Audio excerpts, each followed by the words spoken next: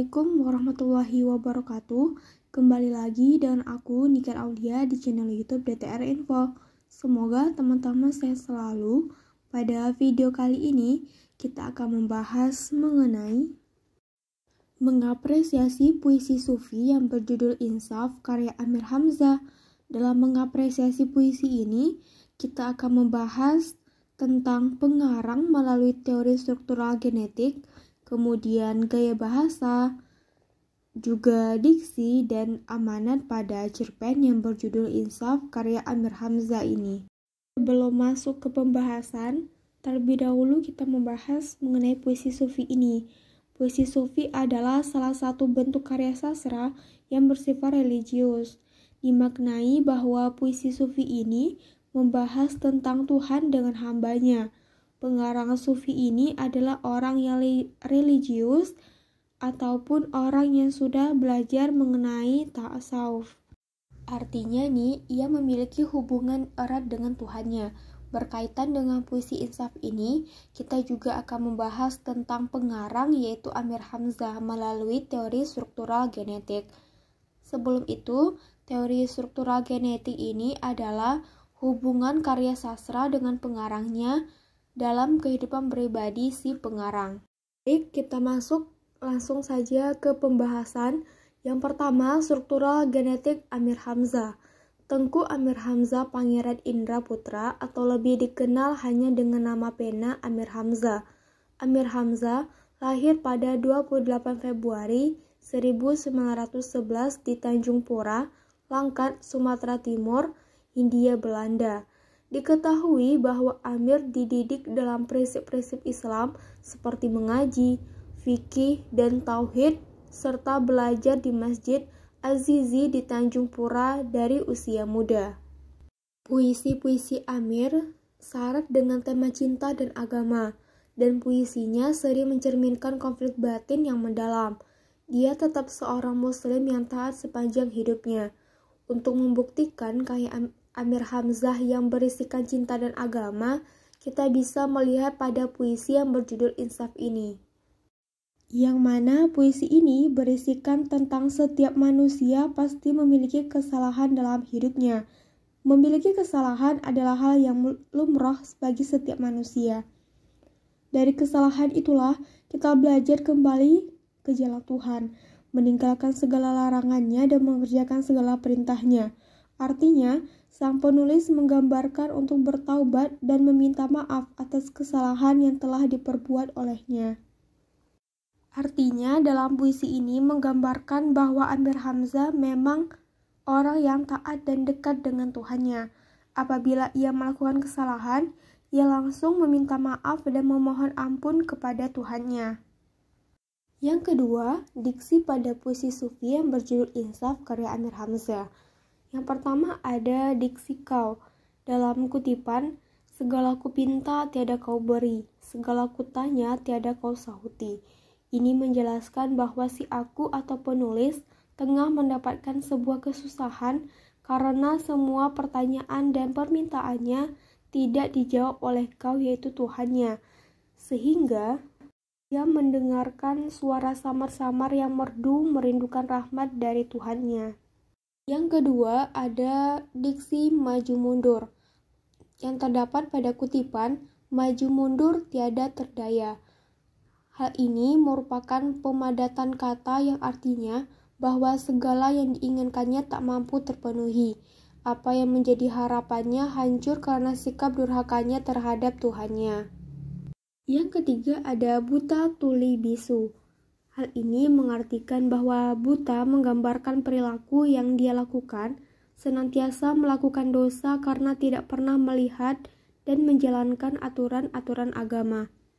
Sedangkan tuli artinya, ia tidak mampu mendengar panggilan Tuhannya untuk taat pada Tuhannya.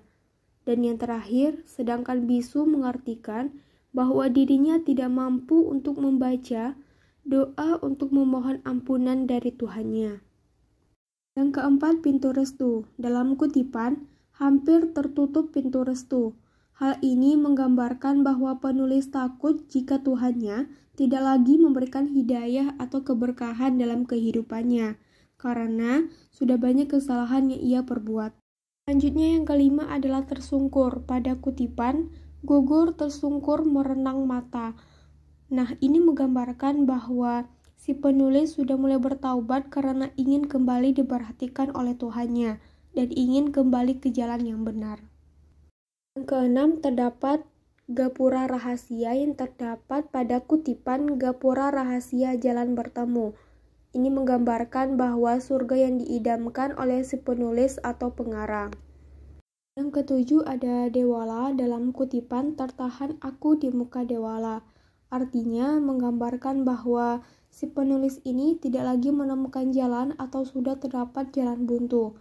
Dan yang terakhir ada kata putus yang terdapat pada kutipan tertebas putus sutra sempena, yang mengartikan bahwa si penulis ini sudah hancur, hilang, dan tidak lagi ada harapan atas doa-doa yang ia panjatkan. Yang ketiga, mengenai gaya bahasa pada puisi Insaf karya Amir Hamzah. Pertama ada majas paralelisme.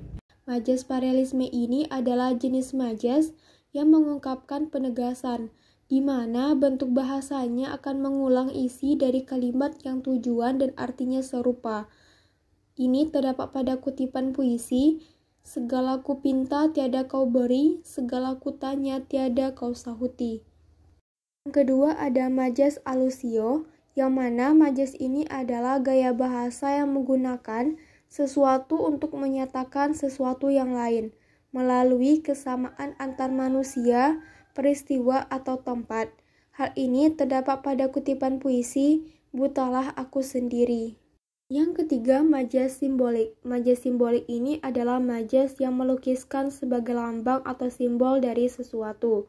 Dalam puisi ini, terdapat pada kutipan, yang pertama, tertahan aku di muka dewala. Yang kedua, tertebas putus sutra sempena. Yang ketiga, hampir tertutup pintu restu. Yang keempat, gapura rahasia jalan bertemu. Dan yang kelima, kurka gembira di lapangan dada. Yang keempat, terdapat majas metafora. Majas ini mengartikan suatu pernyataan yang benar adanya.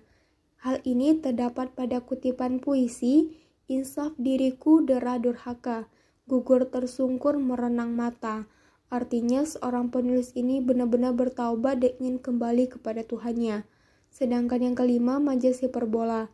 Majas ini artinya melebih-lebihkan dari yang sebenarnya. Ini terdapat pada kutipan cinta tiada mendera. Artinya cinta tidak ada merasakan sakit ataupun kecewa dan terluka. Yang keempat, kita akan membahas mengenai amanat yang terdapat pada puisi Insaf karya Amir Hamzah. Amanat yang pertama, patuhlah terhadap perintah Tuhan dan jangan durhaka kepadanya. Artinya melaksanakan segala perintahnya dan menjauhi segala larangannya. Yang kedua, bertaubat dan kembalilah kepada Tuhan.